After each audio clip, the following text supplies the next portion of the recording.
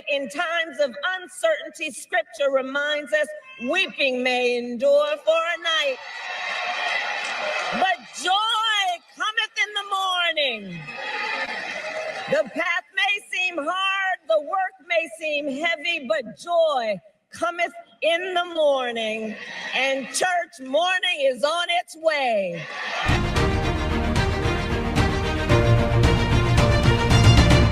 Welcome back, Warriors. It's me, Linda B. Thank you all for watching me here today.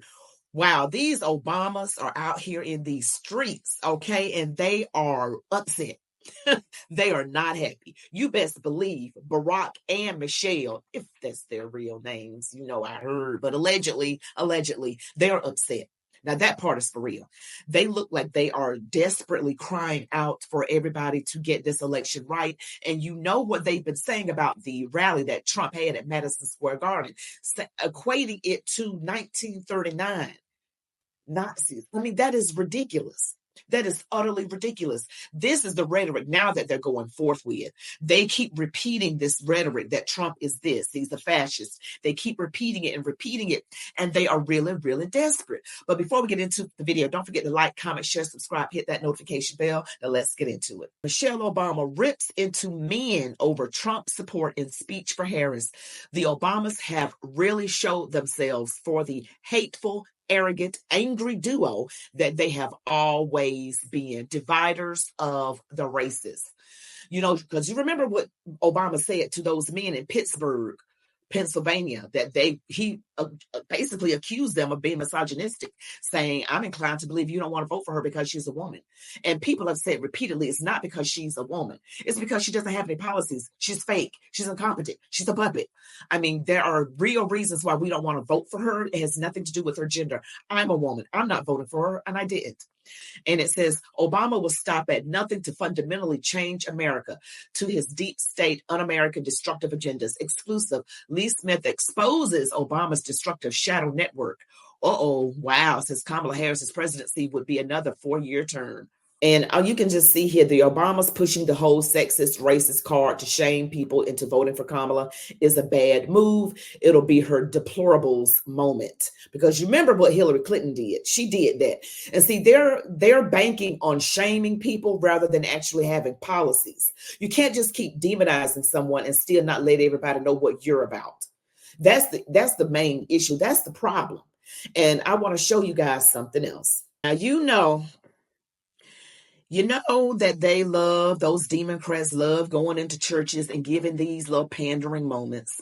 And here we are again with Kathleen Kamala. Here she is in a church. And this is in Philadelphia. She's in a Philadelphia church service. Check this out. I will close with this point. We have 9 days. 9 days until we decide the future of our nation. And I will tell you what feeds my spirit as I travel around our country from state to state and church to church. I see, but let me share with you what I see. I see faith in action all over. Everywhere I go, I see remarkable acts. I see a nation determined to turn the page on hatred and division, to chart a new way forward. I agree with that. She sees a nation, as I do, that wants to move past hatred and division and promote a new way forward. Yes, but she won't be the one promoting the new way forward. That will be Donald J. Trump.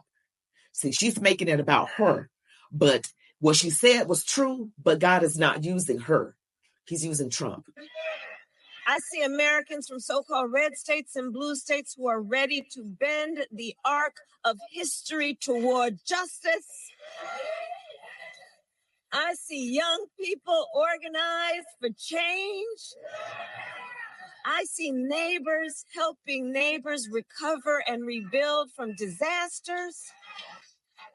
I see voters standing together in the fight to defend freedom, knowing we all have so much more in common than what separates us. I agree again. We have so much in common than what separates us. Standing together for freedom, young people galvanized, unity, all the beautiful things. Again, she might as well be Donald Trump saying that, because God is using Trump, not her. And it is proven. Now, as she's trying to compensate for the fact that at her rally, somebody said Jesus is Lord. And she said, you're at the wrong rally. You need to go to the smaller one down the street, referring to Trump's rally. But in the meantime, he just had a rally yesterday at Madison Square Garden. Tens of thousands. Place was packed out, inside and out. People showed up at 5 a.m., even earlier in the cold and dark, for Donald Trump to speak. They stood there 10, 12 hours. That is insane to me. My feet, I would have had to bring a chair. I got to sit down. I can't stand my feet to hurt. I mean, it was insane. And what she is saying is what God is going to do. But again, God won't be using her to do it. And it's like she's promoting Trump in a kind of sort of way. But I know that's not her intention. She wants Trump to lose and she wants to win. But that's not how it's going to play out, I don't believe. And while we know there are those who seek to deepen division, to spread hate, to sow fear, and to cause chaos, who suggest that the measure of the strength of a leader is based on who you beat down, instead of what we know, the real measure of the strength of a leader is based on who you lift up.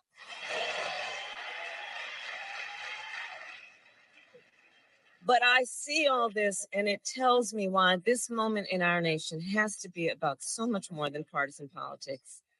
It must be about the good work we can do together, about our fundamental values, and about who we are as Americans and as people of faith.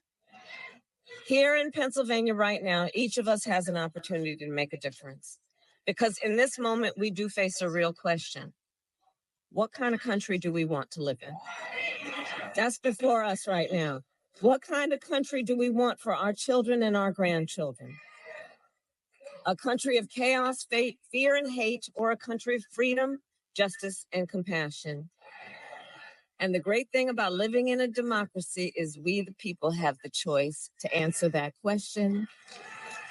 So let us answer not just with our words, but with our works.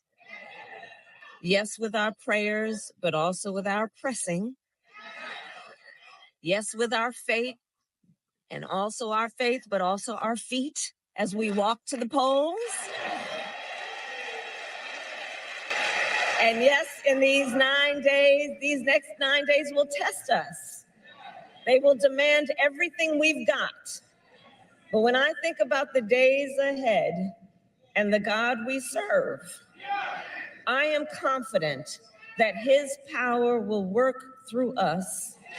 Because, church, I know we were born for a time such as this. And I have faith he is going to carry us forward, and the road ahead won't be easy. It will require perseverance and hard work. But in times of uncertainty, scripture reminds us, weeping may endure for a night, but joy cometh in the morning. The path may seem hard, the work may seem heavy, but joy cometh in the morning. And church, morning is on its way. God bless you. God bless America.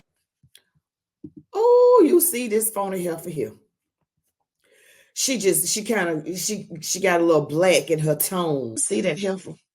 She had the nerve to try, joy cometh in the morning and morning is here. I don't even think, that this is just my opinion, I don't think she even believes in God. I really don't. When she was at the New Birth Missionary Baptist Church, the one with Pastor Jamal Bryant, and they were praying over her, she was like, I'm like, I could see she doesn't believe.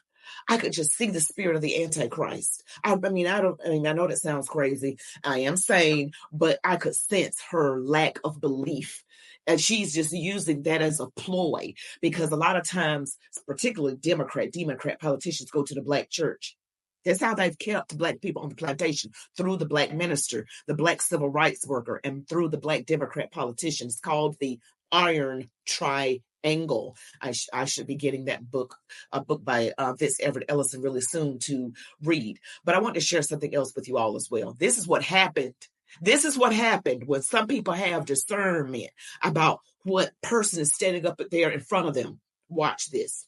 It says, third time in days, Kamala has been booed on stage. The church is even over her semantics. Okay, weeping may endure for a night, but joy cometh in the morning. Boo. As a nation, we face real challenges. We carry.